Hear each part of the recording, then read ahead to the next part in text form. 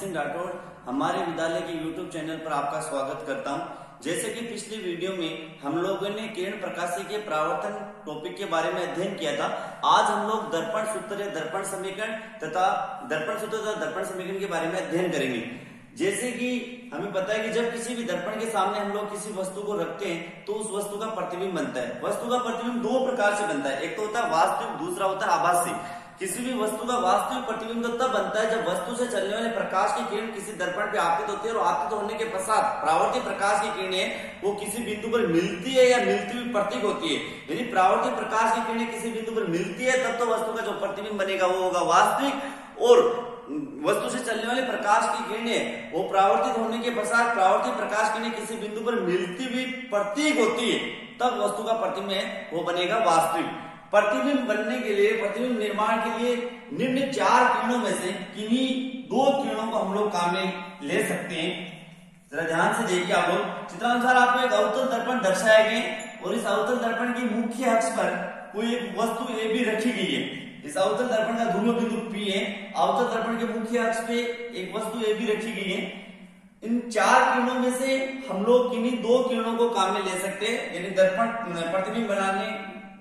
प्रतिबिंब बनाने के समय चित्रानुसार एक एबी वस्तु है, इस एबी वस्तु से यदि कोई एबी वस्तु से चलने वाले प्रकाश की मुख्य अक्ष के समानांतर चलती हुई दर्पण पे आपतित होती है तब तो परावर्तित प्रकाश की किरणें सदैव मुख्य फोकस बिंदु से होती हुई गुजरती है।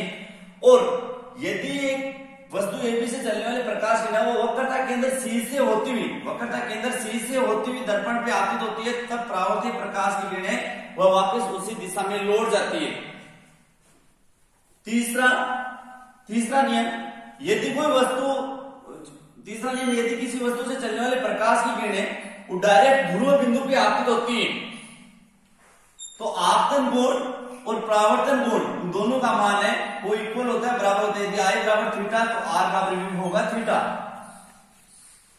फोर्थ नियम, चित्रानुसार एक एबी वस्तु है और इस वस्तु से चलने वाले प्रकाश की किरणें वो डायरेक्ट मुख्य फोकस बिंदु, यदि एबी वस्तु से चलने वाले प्रकाश की किरणें मुख्य फोकस बिंदु से होती हुई दर्पण पे आपतित होती है तब परावर्तित प्रकाश की किरणें सदैव मुख्य अक्ष के समानांतर हो जाती है।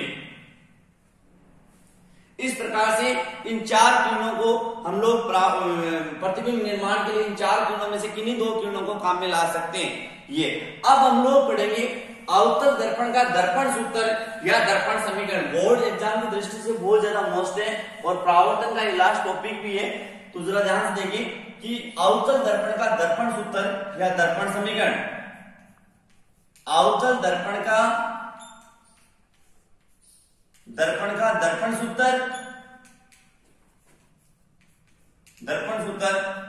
या दर्पण समीकरण बोर्ड एग्जाम में बहुत बार पूछा भी गया है। अवतल दर्पण का दर्पण सूत्र या दर्पण समीकरण किसे कहते हैं? वस्तु, प्रतिबिंब और फोकस दूरी यानी u, v और f के मध्य जो संबंध होता है उसी को हम लोग अवतल दर्पण का दर्पण सूत्र या दर्पण समीकरण कहते हैं। जरा ध्यान से देखिए, चित्रानुसार आपको एक अवतल दर्पण दर्शाया गया है और इस अवतल दर्पण की मुख्य अक्ष पर कोई एक वस्तु ए भी रखी गई है। अवतल दर्पण का ध्रुव बिंदु P है। इस ए बी वस्तु से दो प्रकाश की किरणें चल रही है। एक प्रकाश की किरण तो चित्रानुसार मुख्य अक्ष से समानांतर जाती हुई दर्पण के L बिंदु पे आपतित हो रही है। जो प्रकाश की मुख्य अक्ष से समानांतर जाती हुई दर्पण पे आपतित होती है, पहले भी हमने पढ़ा था, यहाँ पे जैसे L बिंदु पे प्रकाश की किरण का परावर्तन होगा तो परावर्तित प्रकाश की सदैव मुख्य फोकस बिंदु से होती हुई गुजरती है। यानी मुख्य फोकस बिंदु से होती हुई गुजरती है परावर्तित प्रकाश की किरणें। चित्रानुसार दूसरी एबी वस्तु से दूसरी प्रकाश की किरणें वो वक्रता केंद्र C से होती हुई दर्पण पे आपतित हो रही है और जो प्रकाश की वक्रता केंद्र C से होती हुई दर्पण के L बिंदु पे आपतित होती है वो प्रकाश की किरणें वो परावर्तित प्रकाश की वापस उसी दिशा में लौट जाती है। ये दोनों नियम हमने पहले भी पढ़े थे कि यदि कोई प्रकाश किरण मुख्य अक्ष के समानांतर आती हुई दर्पण पे आपतित होगी उस प्रकाश किरण का परावर्तन होगा और परावर्तित प्रकाश किरण सदैव मुख्य फोकस बिंदु से होती हुई गुजरती है। सेकंड, यदि कोई प्रकाश की वक्रता केंद्र C से होती हुई दर्पण पे आपतित होती है तो दर्पण के अहम बिंदु पे जैसे यहाँ पे आपतित होगी है प्रकाश किरण, इस प्रकाश किरण का परावर्तन होगा और परावर्तित प्रकाश किरण वापस उसी दिशा में लौट जाती है।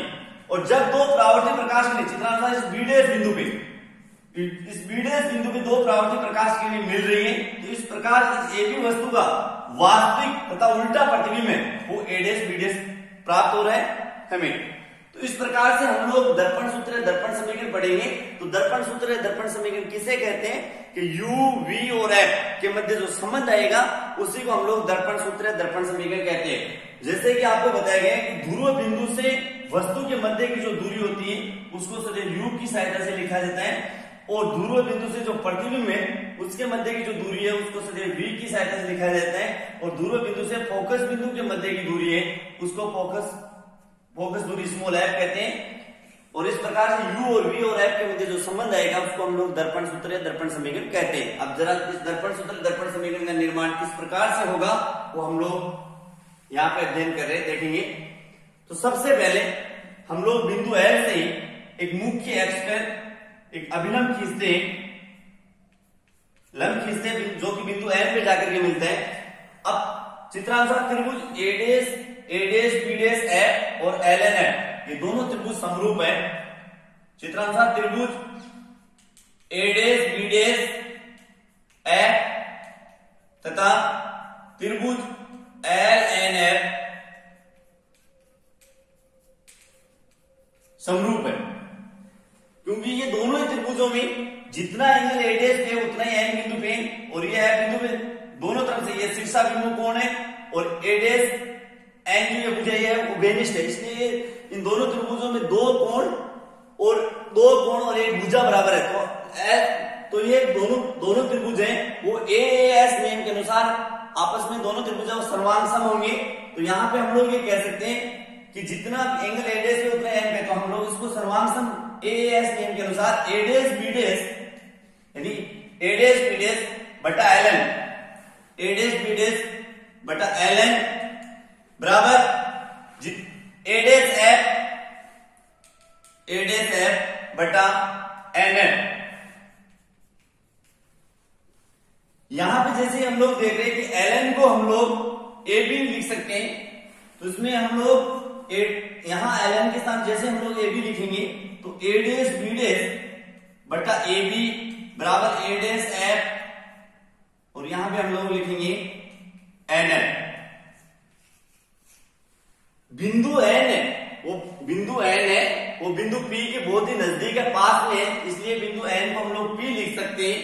तो यहाँ पे हम लोग इस बिंदु N को हम लोग जैसे हम लोग P लिखेंगे तो A', B' बटा AB बराबर A', F और बिंदु N को यदि P लिखेंगे तो PF। इसको हम लोग समीकरण 1 देंगे, समीकरण नंबर 1।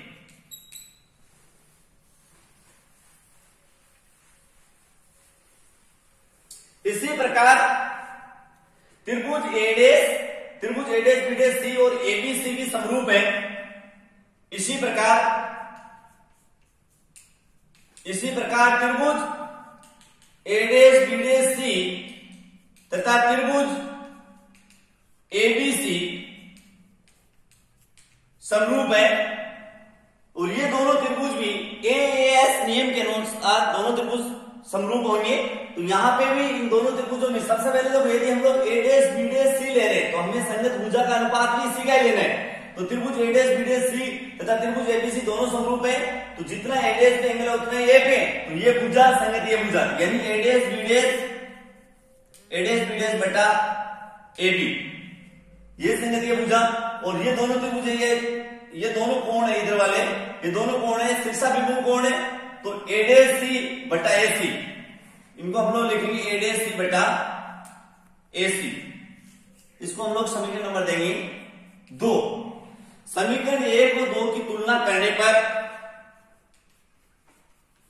समीकरण 1 व 2 की तुलना करने पर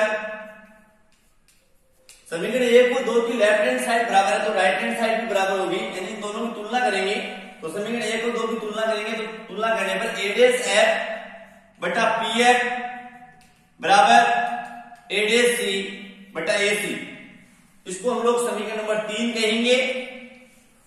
समीकरण नंबर 3।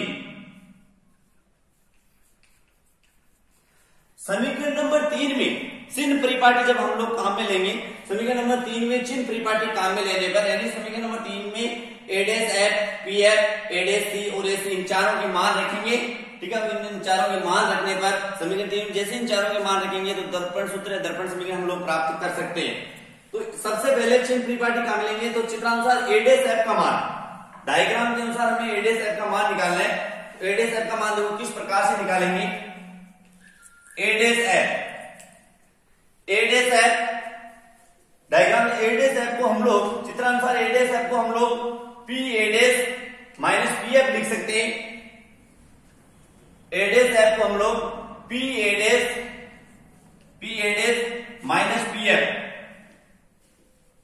माइनस PF यहां से ध्यान से देखो, P से A' ध्रुव बिंदु से जो प्रतिबिंब की दूरी है, यदि A' इतना सा है, इतनी सी भुजा है, इसको हम लोग P' माइनस PF लिख सकते हैं। तो A' का मान क्या होगा, P' माइनस PF। जैसे कि हम लोगों ने पिछले अध्याय में अपने अध्ययन किया था, टॉपिक में हम लोगों ने कि दूरियों का मापन सदैव ध्रुव बिंदु से करते हैं। यदि हम लोग दूरियों का मापन सदैव ध्रुव बिंदु P से करेंगे तो A' का मान निकालेंगे। A' को हम लोग लिख सकते हैं P' माइनस PF, और P से A' ध्रुव बिंदु से प्रतिबिंब की जो दूरी है, P से A' की तरफ आएंगे। हम लोग P से A' की तरफ आएंगे तो आपके प्रकाश की दिशा के विपरीत आएंगे। P से A' की तरफ आ रहे हैं तो आपके प्रकाश की डायरेक्शन इधर है, हम लोग विपरीत दिशा में आ रहे हैं तो चिन्ह काम मिलेंगे ऋणात्मक। अब P से A' का मान वो है V, किंतु चिन्ह ऋणात्मक लेंगे तो माइनस का V, और माइनस का P से F, ध्रुव बिंदु से फोकस बिंदु के मध्य की दूरी तो फोकस दूरी होती है, किंतु P से F का मान है वो आएगा माइनस का F। यहाँ पे लिखेंगे माइनस का F, यानी कि आ जाएगा माइनस का V और प्लस का F।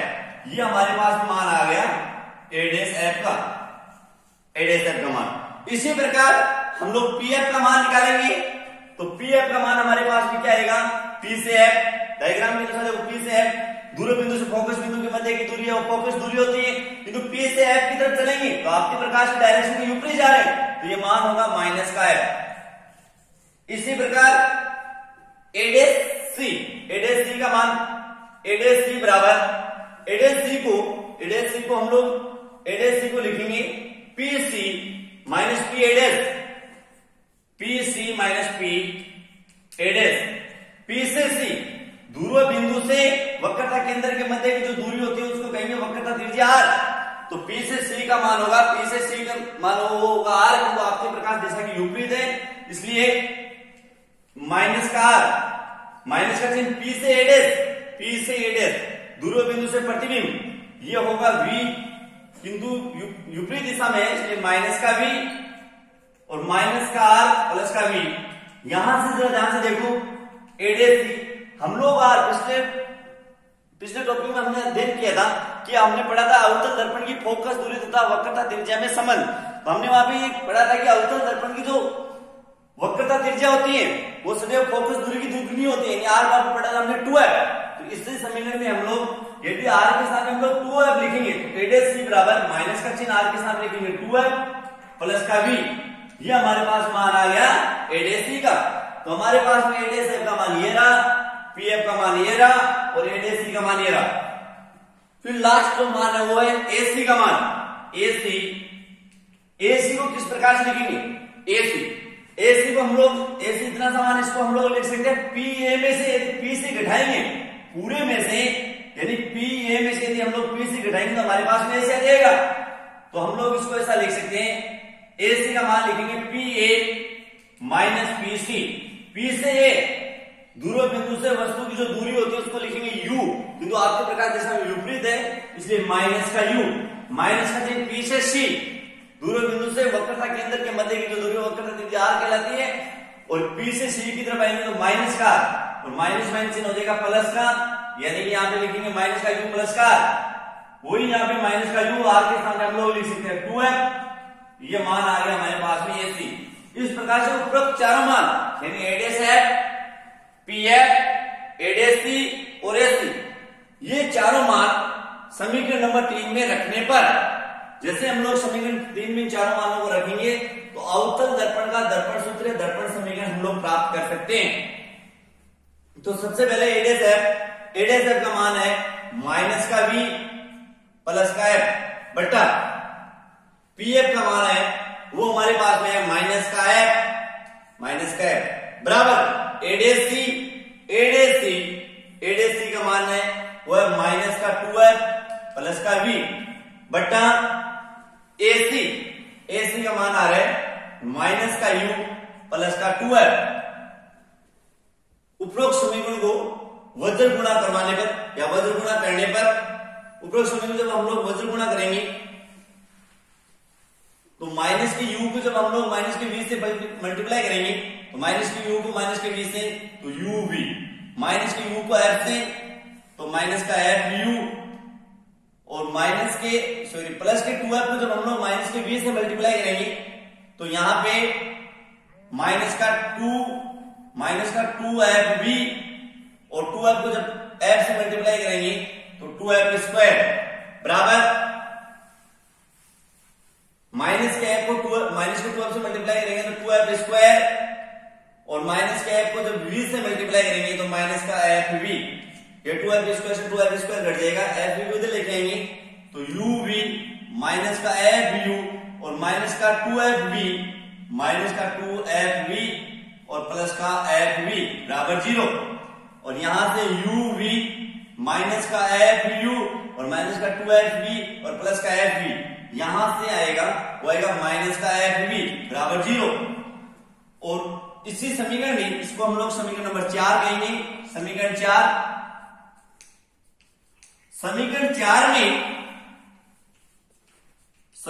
4 में दोनों तरफ uvf का भाग देने पर, समीकरण 4 में दोनों तरफ uvf का भाग देने पर, जब इस समीकरण 4 में दोनों तरफ हम लोग uvf का भाग देंगे, समीकरण 4 में दोनों तरफ uvf का भाग देने पर यानी uv माइनस का fu और माइनस का fv बराबर 0 है, तो समीकरण 4 था, दोनों तरफ इसमें uvf का भाग देंगे uvf और इधर भी u पट्टे पे लिखेंगे uvf। इसको अलग अलग जब हम लोग लिखेंगे तो इस समीकरण को ऐसा भी लिख सकते हैं कि uv बटा uvf और माइनस का fu बटा uvf और माइनस का fv और बट्टे uvf, और 0 में uvf का भाग देंगे तो आएगा 0। अब इसको हम लोग ऐसे लिखेंगे uv से uv कट जाएगा तो यहां से रिजल्ट आएगा वो आएगा 1/f fu से fu तो माइनस का 1/v और fv से fv तो यहां पे बचेगा माइनस का 1/u बराबर 0। और इसी में इसको हम लोग ऐसा भी लिख सकते हैं 1/f बराबर 1/u और प्लस का 1/v। उपरोक्त जो समीकरण 5 है, उपरोक्त समीकरण 5 ही अवतल दर्पण का दर्पण सूत्र या दर्पण समीकरण कहलाएगा। यानी इसी को हम लोग u v और f के मध्य जो संबंध वाला जो ये समीकरण है इसी को हम लोग दर्पण सूत्र या दर्पण समीकरण कहते हैं, जो कि बोर्ड में बहुत बार पूछा जाता है कि दर्पण सूत्र या दर्पण समीकरण का निगमन कीजिए, तो हमें इस प्रकार से पूरा सिद्ध करना है। जैसे कि मेरे प्यारे विद्यार्थियों, हम लोगों ने आज अवतल दर्पण का दर्पण सूत्र दर्पण समीकरण पढ़ा, उसी में हम लोग मैं आपको होमवर्क के रूप में ये 5 क्वेश्चन भी यहाँ पे दे रहा हूँ। जैसे कि पहला क्वेश्चन है, यानी जो ये अवतल दर्पण का दर्पण सूत्र दर्पण समीकरण है 100% या तो बोर्ड एग्जाम में अवतल दर्पण या दर्पण समीकरण पूछा जाता है या इसमें न्यूमेरिकल 100% पूछा जाता है। जरा ध्यान से देखिए, पहला क्वेश्चन मैंने न्यूमेरिकल डाला है, यानी कोई वस्तु 15 सेंटीमीटर वक्रता त्रिज्या के अवतल दर्पण से 10 सेमी तथा 5 सेंटीमीटर दूरी पर रखी गई है। यानी अवतल दर्पण की वक्रता त्रिज्या 15 सेमी है और उस दर्पण से 10 सेंटीमीटर तथा 5। 2 सवाल है, एक को मैं आपको हल करके बताऊंगा, दूसरा आपको करना है। यानी कि कोई वस्तु 15 सेंटीमीटर वक्रता त्रिज्या के अवतल दर्पण से 10 सेंटीमीटर तथा 5 सेंटीमीटर दूरी पर रखी गई है। प्रत्येक स्थिति में प्रतिबिंब की स्थिति बताइए। प्रत्येक स्थिति में हमें यह बताना है कि प्रतिबिंब कैसा बनेगा, वास्तविक होगा या आभासी होगा। यहाँ पे मैं ट्रिक बता रहा हूँ आपको, जरा ध्यान से देखिए। किसी भी वस्तु का प्रतिबिंब वास्तविक तब होगा यदि दोनों चिन्ह यानी u और v, यानी यदि u पे भी चिन्ह प्लस आ रहा है और v के बाद में यदि चिन्ह प्लस आ रहा है, दोनों चिन्ह u और v के बाद में यदि चिन्ह समान आ रहे, तब तो जो वस्तु का प्रतिबिंब बनेगा वो बनेगा वास्तविक। और यदि u का आ रहा है प्लस और v का निशान आ रहा है माइनस, जिन परिपाटी में निशान आ रहा है माइनस, तब वस्तु का जो प्रतिबिंब है वो बनेगा आभासी। इस प्रकार की ट्रिक काम में लेते हुए इस प्रश्न को हल करना है, जैसे कि मैं अभी बताऊंगा। सेकेंड क्वेश्चन ये है कि दर्पण समीकरण 1/v प्लस 1/u बराबर 1/u को व्युत्पन्न कीजिए। तीसरा क्वेश्चन है अवतल दर्पण की फोकस दूरी तथा वक्रता त्रिज्या में संबंध स्थापित कीजिए, जो कि आपको बताया गया।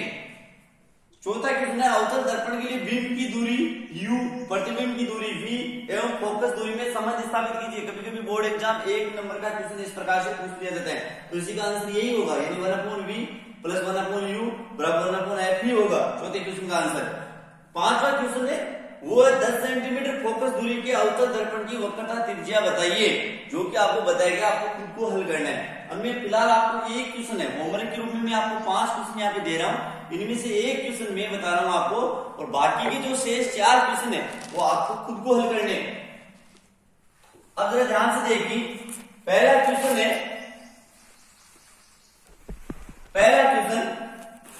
कोई वस्तु 15 सेंटीमीटर वक्रता त्रिज्या की अवतल दर्पण है, अवतल दर्पण की त्रिज्या r बराबर, हमें सबसे पहले आप लोग लिखोगे दिया गया। क्या क्या दिया गया? न्यूमेरिकल हल करने से पहले आप लोग लिखोगे दिया गया, यानी कोई वस्तु 15 सेंटीमीटर वक्रता त्रिज्या के अवतल दर्पण से, यानी अवतल दर्पण की त्रिज्या दी गई है, अवतल दर्पण की वक्रता त्रिज्या वो दी गई है। अवतल दर्पण की वक्रता त्रिज्या, अवतल दर्पण की वक्रता त्रिज्या r बराबर हमें दिया गया माइनस का 15 सेंटीमीटर। जैसे कि हमने पहले से ही आपको बताया गया, ध्यान रखना है यहाँ पे r से पहले -15 इसलिए लिखा गया है कि जैसे कि हम लोगों ने पहले चर्चा कर चुके हैं, जैसे कि अवतल दर्पण है, ये ध्रुव बिंदु है, वक्रता केंद्र है, ध्रुव बिंदु से वक्रता केंद्र के मध्य की जो दूरी हो वो वक्रता त्रिज्या r कहलाएगी। और अवतल दर्पण के लिए वक्रता त्रिज्या r और फोकस दूरी f, दोनों में चिन्ह ऋणात्मक काम में लाया जाता है, यानी r बराबर होगा माइनस का 15 सेंटीमीटर, ये दिया गया। सेकंड, एक अवतल दर्पण की 15 सेंटीमीटर वक्रता त्रिज्या के दर्पण से 10 सेंटीमीटर तथा 5 सेंटीमीटर दूरी पे कोई वस्तु रखी गई है, अलग अलग है। पहले आप 10 सेंटीमीटर दूरी पे वस्तु रख रहे हैं दर्पण से, और सेकंड स्टेज में आप लोग 5 सेंटीमीटर, 2 क्वेश्चन डाले एक ही प्रश्न के अंदर, यानी 10 सेंटीमीटर दूरी पे वस्तु रखी गई है, तब प्रतिबिंब कैसा बनेगा। और जब हम लोग दर्पण से 5 सेंटीमीटर दूरी पे वस्तु रख रहे हैं तब प्रतिबिंब कैसा बनेगा, वो हम लोग निकालेंगे। तो यहाँ पे सबसे पहले दिया गया है कि अवतल दर्पण की वक्रता त्रिज्या r बराबर है वो माइनस के 15 सेंटीमीटर, इसलिए अवतल दर्पण की फोकस दूरी कितनी होगी, यानी अवतल दर्पण की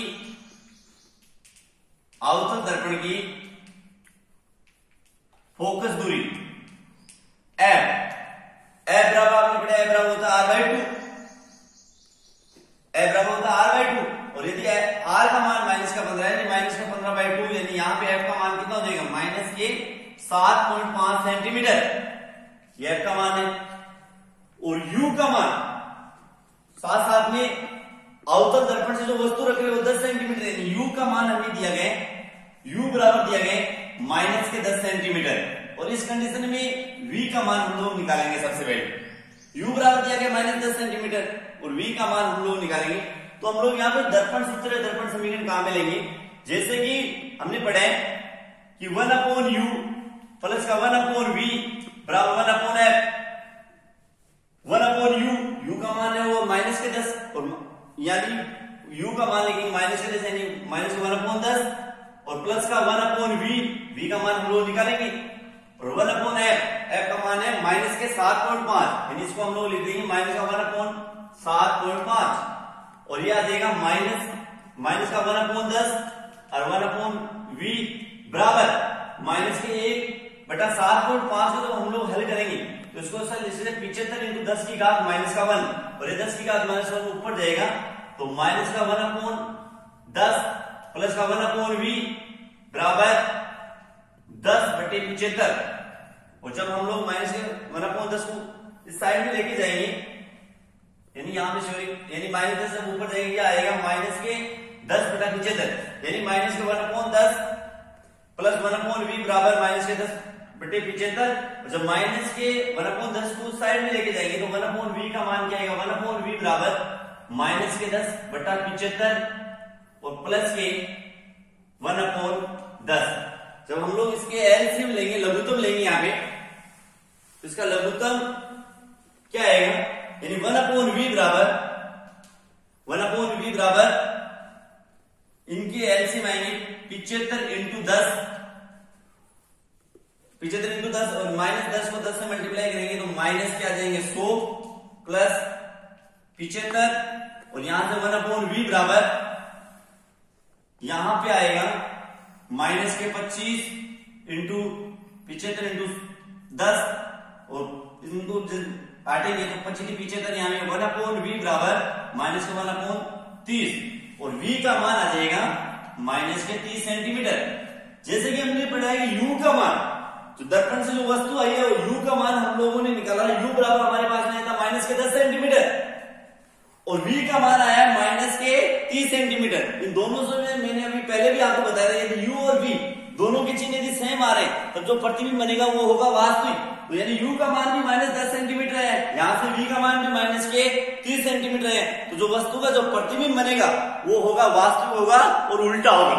इस प्रकार से आप लोग नेक्स्ट क्वेश्चन पे यानी 5 सेंटीमीटर वाले को भी आप लोग हल कर सकते हो। वही करना है आप लोगों को, f का मान r का मान तो वही, सॉरी f का मान तो वही माइनस के 7.5 आ जाएंगे और u के स्थान पे 5 सेंटीमीटर माइनस के 5 सेंटीमीटर लिखेंगे, v का मान निकाल देंगे। यदि दोनों के चिन्ह सेम आ जाएंगे तब तो प्रतिबिंब नेक्स्ट सवाल में भी कैसा कहते हो वास्तविक, और यदि u का निशान माइनस में आ रहा है, v का यदि प्लस में आ रहा है तो प्रतिबिंब होगा वो होगा अवास्तविक। इस प्रकार से एक क्वेश्चन मैंने बताया आपको, बाकी की जो शेष 4 क्वेश्चन है ये आपको करने हैं। थैंक्स। अगले टॉपिक में हम लोग अपवर्तन के बारे में अध्ययन करेंगे, फिर अगले वीडियो में पढ़ेंगे।